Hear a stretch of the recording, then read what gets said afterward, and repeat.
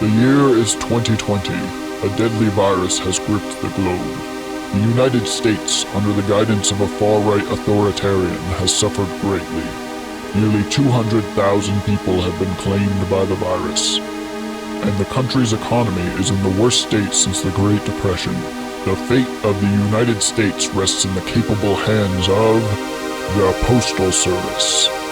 Hey everyone, my name is Chris A., and today I want to talk about the United States Postal Service. Oh God, no, what kind of backwards George Orwell world have we found ourselves in that supporting the Postal Service is now explicitly anti-fascist?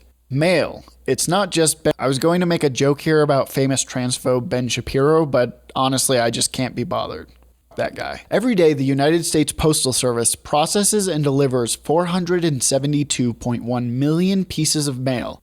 They travel by planes, trains, automobiles, boats, ferries, helicopters, subways, bicycles, on foot, and even by mule. The USPS handles 48% of the world's mail volume, and because of the whole imperialist hegemon thing, operates military service in 67 countries and diplomatic service in 113 countries, both of which cover 1,609 zip codes. And it's not just mail. In 2019, the Postal Service accepted more than 6.6 million passport applications, issued 80 million money orders, and handled about 1 billion shipments of prescription drugs. And they hold the largest single-day food drive in the nation, collecting 75.7 million pounds of food in 2019. The Postal Service's workforce is 40% minority and includes more than 97,000 military veterans. Each day, the USPS generates $236 million in revenue. And you know how much of their budget comes from taxes? Zero. 0%, $0. If you don't use it, you don't pay for it. And even if you do use it, you could send a letter to anywhere in the United States for 55 cents. Can you name anything else whose price is measured in cents? I dare you. So it should be no surprise that the Postal Service has an approval rating of 91%. The coronavirus pandemic has had a severe economic impact on businesses and organizations all across the country, and the Postal Service is no exception. Experiencing a demand shortage, the Postal Service warned Congress in April that the agency will run out of cash by the end of September without congressional intervention. This should concern everyone, since the U.S. Postal Service has been deemed so essential by the federal government, it is officially part of a doomsday plan. They were prepared to register casualties following a potential nuclear attack during the Cold War. Our current postal plan was developed by both the Bush and Obama administrations. In the event of a catastrophic emergency, the Postal Service would be responsible for delivering medicine, supplies, and communications to survivors. So it's troubling that under the Trump administration, a catastrophic emergency like COVID would weaken the U.S. Postal Service rather than benefit from it. At a time when believing science is a matter of political opinion, at a time when the government shouldn't kill black people is controversial, it shouldn't be a surprise that something as well liked as the post office could be weaponized for political gain. So how did we get here? To catch you up real quick, the Postal Service has been suffering for years, what with the whole internet and all. And since the pandemic hit, things have only gotten worse. Tens of thousands of postal workers have been unable to work due to sickness or self-quarantine, and the agency has needed to spend hundreds of millions of dollars on personal protective equipment and COVID-specific safety measures. In June, Louis DeJoy was appointed to the position of Postmaster General. DeJoy was appointed by the Postal Service Board of Governors, all of whom were appointed by the President. DeJoy has contributed over $1.5 million to the Trump campaign, and his wife has been nominated to be the next ambassador to Canada. The president has proposed privatizing the Postal Service in the past, and DeJoy seems to fit this plan. DeJoy's MO appears to be to run the USPS like a business, much like how the president promised to run the country like a business, which in some sense is the promise he's had the most success keeping. But the current failure of the Postal Service is that it is unable to do everything it needs with the current revenue model. And the way privatization would fix the revenue model is to raise prices and cut costs. But if costs are cut and prices are raised and you inject a profit motive, do you really think the Havasupai tribe in the Grand Canyon would still receive mail by mule? Do you think you would be able to send mail to anyone in the US for 55 cents? And these are extreme cases. What about folks in rural or hard to access areas?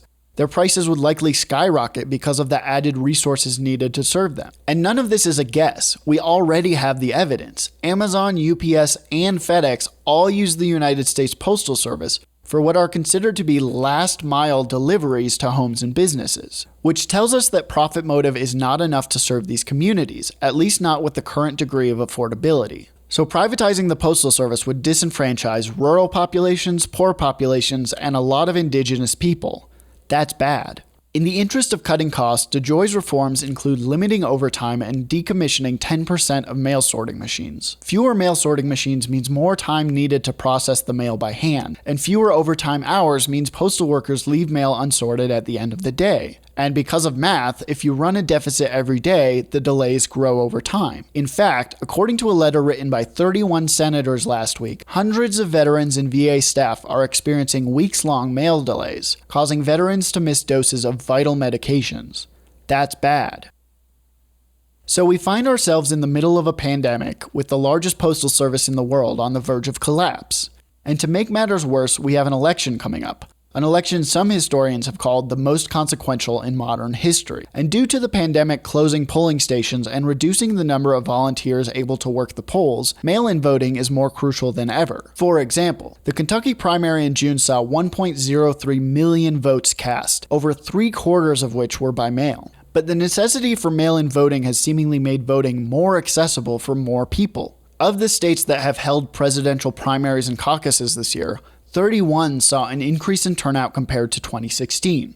5 of those states saw a turnout increase of 25% or more, and all 5 of those states had more than half of their votes counted by mail. This should be good news. In a country whose president was elected by just over a quarter of eligible voters, we should make it easier to vote, right? You would think this is an uncontroversial stance, but of course it can't be. Although it may not be true that higher turnout always benefits Democrats, Republicans have a history of trying to disenfranchise voters. Thomas Hoffler, a prominent Republican Party member known as the master of the modern gerrymander, is believed to have used race data to draw North Carolina's congressional districts in 2016. This guy literally cross-referenced the DMV license database and race information from North Carolina colleges to determine if Black and Latino students did or did not have the proper ID to vote. There are currently 2 congressional districts in North Carolina whose borders go right through a historically Black college, and in such a way that the New Yorker describes it as all but guaranteeing it will be represented in Congress by 2 Republicans for years to come. Beep, beep, beep! Oh, sorry, what's that? Oh, that's just a you can't make this shit up alarm!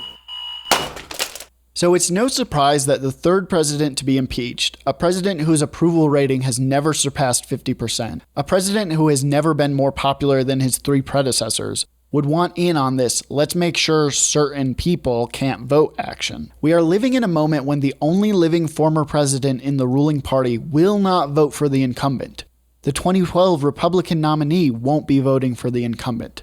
A 2016 Republican candidate and a former Republican Secretary of State have both spoken at the Democratic National Convention. Even The Simpsons is speaking out. I usually don't get into politics, but the president's senior advisor, Jenna Ellis, just said Kamala Harris sounds like me.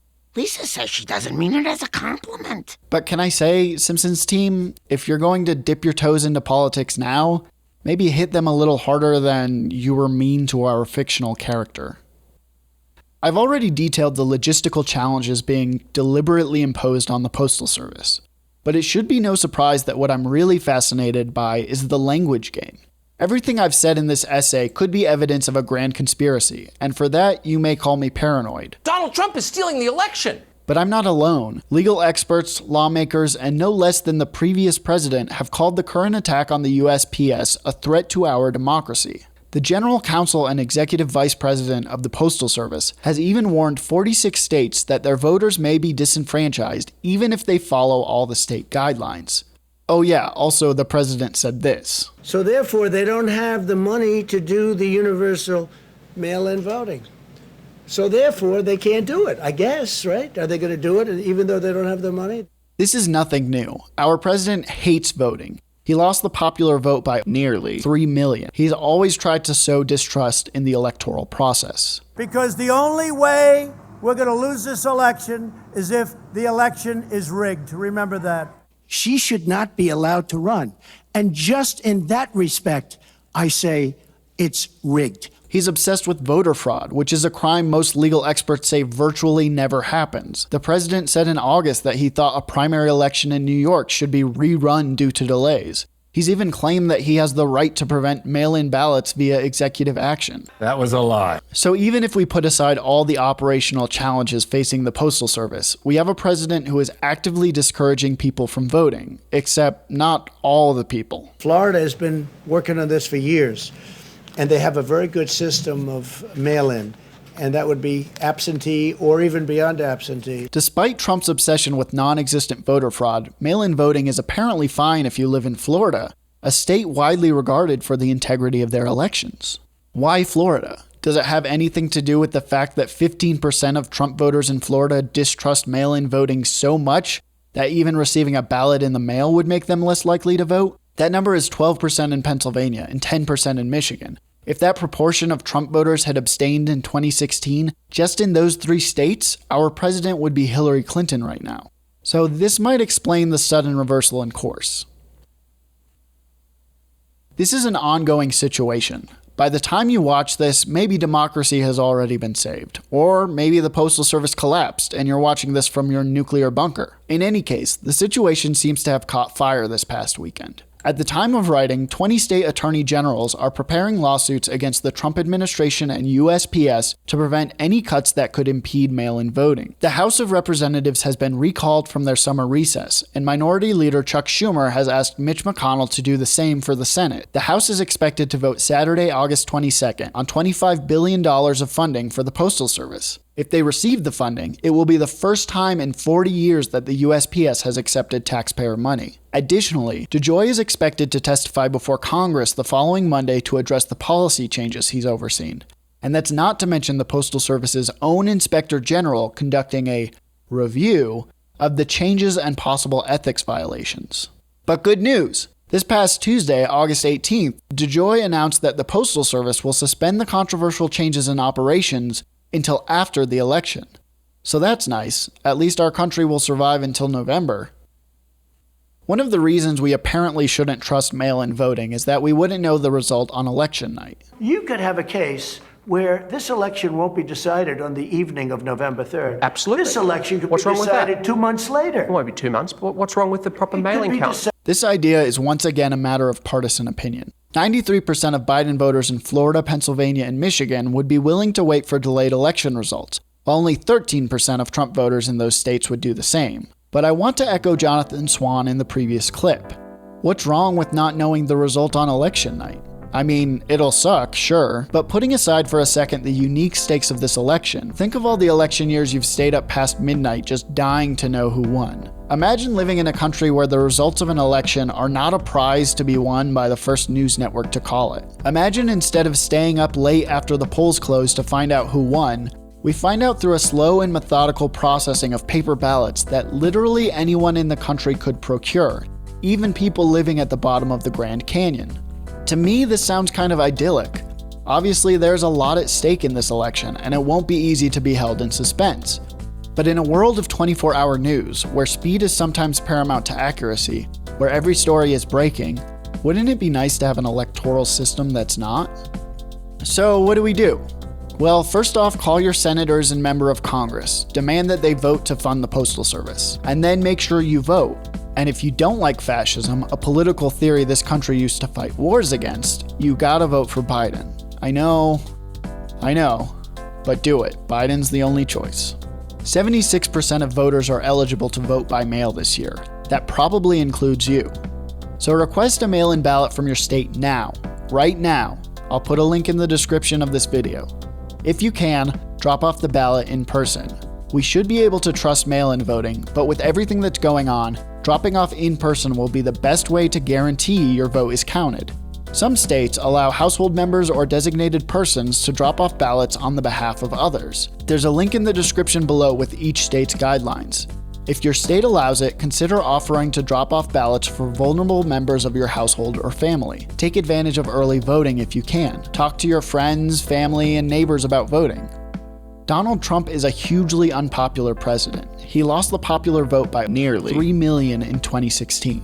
We can defeat him. We just need to work together. Let's do this.